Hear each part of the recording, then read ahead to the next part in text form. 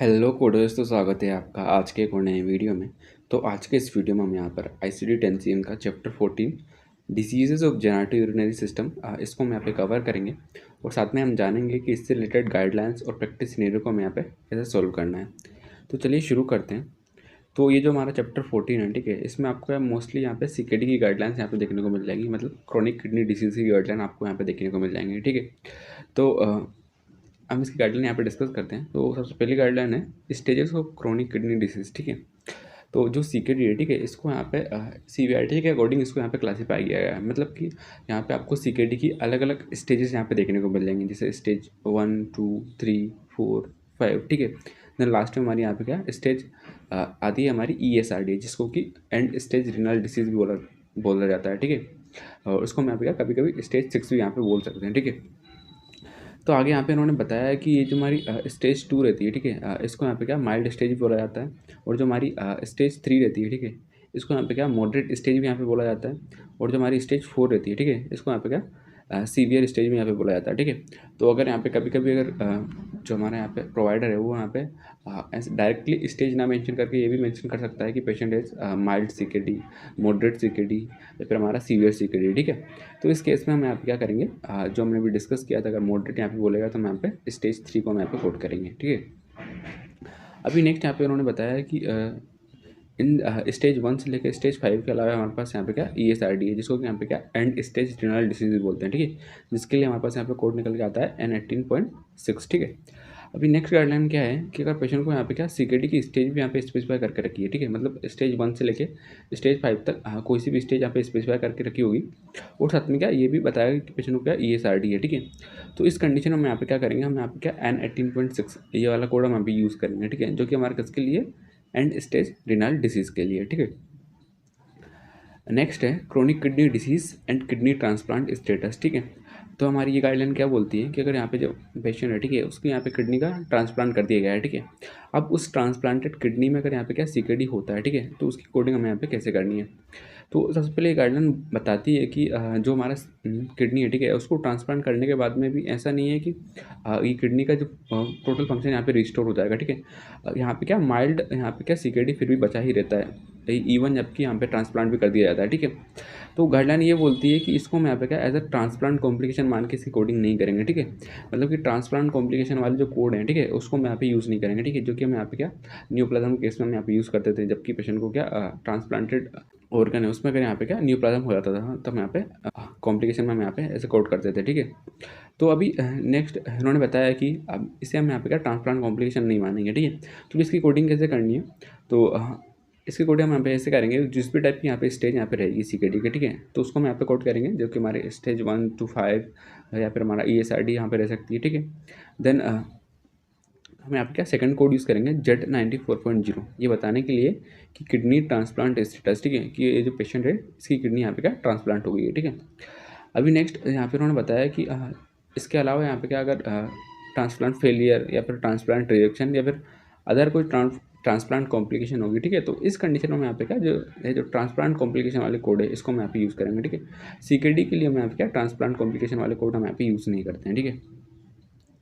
अभी नेक्स्ट क्या है कि अगर यहाँ पे क्या क्लियर नहीं है कि ये जो ट्रांसप्लांट कॉम्प्लिकेशन पेशेंट को है या फिर नहीं है, ठीक है, तो इस केस में यहाँ पे क्या प्रोवाइडर को हमें यहाँ पे क्वेरी करना पड़ेगा। नेक्स्ट गाइडलाइन है chronic kidney disease with other condition, ठीक है। तो पेशेंट को यहाँ पे क्या CKD है और अदर कंडीशन, ठीक है। तो हमने इससे पहले वाले चैप्टर्स में यहाँ पे डिस्कस किया है कि ये जो हमारा CKD है काफ़ी कॉमन रहता है हमारी, और यहाँ पे क्या क्रोनिक डिसीजेस के केस में, जैसे कि हमारे यहाँ पे हाइपरटेंशन हो गया, हमारा डायबिटीज़ हो गया, ठीक है। तो हमारे पास यहाँ पे क्या हाइपरटेंशन विद CKD के अलग कोड्स हैं, डायबिटीज़ विद CKD के अलग कोड्स हैं, ठीक है। या फिर कुछ और भी कंडीशन रहती है, जबकि यहाँ पे क्या CKD काफ़ी कॉमन देखने को मिलता है उन सब कंडीशन के केस में, ठीक है। तो इन सब की गाइडलाइन हम यहाँ पे क्या पहले ही डिस्कस कर चुके हैं, जैसे कि हमने चैप्टर 5 जो हमारा है जिसमें हमने डायबिटीज़ विद CKD की गाइडलाइन यहाँ पे कवर कर ली है। तो हमारा चैप्टर 9 है जिसमें हमने हाइपरटेंशन विद CKD की गाइडलाइन हमने यहाँ पे कवर कर ली है, ठीक है। तो अगर आपने वो वाला वीडियो नहीं देखा है तो आप यहाँ पे प्लेलिस्ट में जाके चेक कर सकते हैं।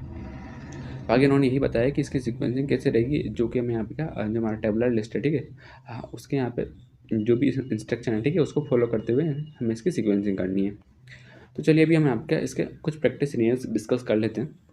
तो यहाँ पे है patient is admitted for treatment of diabetes mellitus type 2, patient is on hemodialysis for and stage renal disease, ठीक है। तो यहाँ पे पेशेंट को क्या डायबिटीज मेलाइटिस है टाइप 2 का, ठीक है, और पेशेंट यहाँ पे क्या ऑन हीमोडायलिसिस, ठीक है, मतलब कि हीमोडायलिसिस में डिपेंडेंट है यहाँ पे पेशेंट, और पेशेंट को ESRD है, ठीक है। तो अभी यहाँ पे क्या इन्होंने कोड सही नहीं दिया है, मैं बता देता हूँ आपको। ये जो डायबिटीज़ है और अगर यहाँ पे पेशेंट को क्या CKD भी रहता है, मतलब ये जो हमारा एंड स्टेज रिनल डिसीज क्या हमारा क्या CKD ही है, ठीक है। तो डायबिटीज़ और CKD अगर रहता है, ठीक है, तो हम यहाँ पे क्या कॉम्बिनेशन कोड यूज़ करते हैं, ठीक है। तो हम यहाँ पे क्या E11.22 सबसे पहला कोड हम यहाँ पे यूज़ करेंगे। देन हम यहाँ पे कोड यूज़ करते हैं बताने के लिए कि CKD की स्टेज कौन सी है, ठीक है। तो यहाँ पे उन्होंने क्लियरली यहाँ पे मेंशन किया कि पेशेंट का ESRD है, ठीक है। तो हम यहाँ पे क्या N18.6 ये वाला कोड यूज़ करेंगे। देन लास्ट में यहाँ पे उन्होंने स्पेसिफाई किया था कि पेशेंट इज़ ऑन हीमोडायलिसिस, ठीक है। तो हीमोडायलिसिस में पेशेंट डिपेंडेंट है, तो हम यहाँ पे क्या Z99.2 ये वाला कोड हम यहाँ पे यूज़ करेंगे। नेक्स्ट है patient had a kidney transplant last year but still has mild CKD stage 2, ठीक है। तो यहाँ पे पेशेंट को क्या लास्ट ईयर यहाँ पे किडनी ट्रांसप्लांट यहाँ पे इन्होंने किया है, ठीक है, लेकिन फिर भी अभी यहाँ पे पेशेंट को क्या माइल्ड CKD स्टेज 2 यहाँ पे है, ठीक है। तो हमने अभी इसकी गाइडलाइन यहाँ पे डिस्कस करी है कि जब पेशेंट को यहाँ पे क्या ट्रांसप्लांट है और CKD रहता है, ठीक है। तो उस केस में हम यहाँ पे जो भी हमारी CKD की स्टेज है, ठीक है, उसको सबसे पहले कोड करते हैं। देन इसके बाद में हम यहाँ पे क्या Z94.0 ये वाला कोड हम यहाँ पे यूज़ करते हैं, ये बताने के लिए कि पेशेंट की जो किडनी है वो यहाँ पे क्या ट्रांसप्लांट हो चुकी है, ठीक है। तो यहाँ पे CKD की स्टेज यहाँ पे 2 थी, तो यहाँ पे N18.2 यहाँ पे इन्होंने यूज़ किया। देन लास्ट में Z94.0। नेक्स्ट एग्जाम्पल है patient has chronic kidney disease due to hypertension, ठीक है। तो हाइपरटेंशन भी है और CKD भी है, ठीक है। तो इसकी कोडिंग हम यहाँ पे कैसे करेंगे, I12.9 सबसे पहले हम यहाँ पे कॉम्बिनेशन कोड यूज़ करेंगे हाइपरटेंशन विद CKD वाला। देन इसके बाद में यहाँ पे N18.9 ये वाला कोड हम यहाँ पे यूज़ करेंगे बताने के लिए कि CKD स्टेज कौन सी है, ठीक है। तो यहाँ पे स्टेज अनस्पेसिफाइड है, तो हम यहाँ पे क्या N18.9 ये वाला कोड हम यहाँ पे यूज़ करेंगे। नेक्स्ट है acute nephritic syndrome with extra capillary glomerulonephritis, ठीक है। तो इसके लिए अगर आप यहाँ पे कोड रीड करोगे तो हमारे पास यहाँ पे कोड निकल के आएगा N00.7। नेक्स्ट है मिनिमल चेंज ग्लोमेरुलोनेफ्राइटिस, ठीक है। तो उसके लिए हम यहाँ पे कोड यूज़ करेंगे N05.0। नेक्स्ट एग्जांपल है patient was seen in the ER with flank pain with dysuria, patient was given antibiotic for acute pyelonephritis, ठीक है। तो यहाँ पे पेशेंट को क्या फ्लैंक पेन हो रहा है और डिस्यूरिया यहाँ पे हो रहा है, ठीक है। तो आगे चल के यहाँ पे ये मालूम चला है कि पेशेंट को क्या पायलोनेफ्राइटिस है, ठीक है। तो उसके लिए यहाँ पे इन्होंने एंटीबायोटिक्स यहाँ पे प्रिस्क्राइब किए हैं, ठीक है। तो अगर आप पायलोनेफ्राइटिस के लिए यहाँ पे कोड रीड करेंगे तो हमारे पास यहाँ पे कोड निकल के आएगा N10। नेक्स्ट है patient is being followed by urologist for VUR with nephropathy of the right kidney, ठीक है। तो यहाँ पे VUR के लिए यहाँ पे क्या नेप्रोपैथी यहाँ पे देखने को मिल रही है किसकी राइट किडनी की, ठीक है। तो इसके लिए अगर आप यहाँ पे कोड चेक करोगे तो हमारे पास यहाँ पे कोड निकल के आएगा N13.721। नेक्स्ट है हाइड्रोनेफ्रोसिस ड्यू टू यूरेट्रोलिथियासिस, ठीक है। तो पेशेंट को यहाँ पे क्या हाइड्रोनेफ्रोसिस है किसकी वजह से यूरेट्रोलिथियासिस, मतलब कि यहाँ पे यूरेटर में क्या स्टोन है, ठीक है। तो इसके लिए अगर आप यहाँ पे कोड रीड करने जाओगे अल्फाबेटिक इंडेक्स में तो आपको यहाँ पे कोड निकल के आएगा N13.2, ठीक। देन हमारे पास यहाँ पे नेक्स्ट एग्जांपल है patient is admitted with an exacerbation of congestive heart failure, the patient is also in acute renal failure, the physician documents that the ARF is due to patient's fluid overload, ठीक है। तो यहाँ पे patient को क्या एक्सर्बेशन देखने को मिल रहा है किसका कंजेस्टिव हार्ट फेलियर का, ठीक है। और आगे इन्होंने बताया कि पेशेंट को यहाँ पे क्या साथ में क्या एक्यूट रेनल फेलियर भी है, ठीक है। और ये जो हमारा एक्यूट रेनल फेलियर है ARF जो हमारे यहाँ पे है, ठीक है, वो किसकी वजह से है फ्लूइड ओवरलोड की वजह से, ठीक है। तो अभी हम यहाँ पे इसके अकॉर्डिंग कैसे करेंगे, सबसे पहले पेशेंट को क्या कंजेस्टिव हार्ट फेलियर है, ठीक है। उसके लिए हम यहाँ पे क्या I50.9 ये वाला कोड यूज़ करेंगे। देन इसके बाद में पेशेंट को क्या एक्यूट रेनल फेलियर देखने को मिल रहा है, ठीक है। तो एक्यूट रेनल फेलियर के लिए हमारे पास यहाँ पे कोड आता है N17.9, ठीक है। अभी इसके साथ में जो हमारा फ्लूइड ओवरलोड है, ठीक है, इसको भी हम यहाँ पे क्या साथ में कोड कर सकते हैं। आप कुछ और प्रैक्टिस सिनेरियो यहाँ पे देख सकते हैं, ठीक है। तो इसकी भी आप यहाँ पे प्रैक्टिस कर सकते हैं।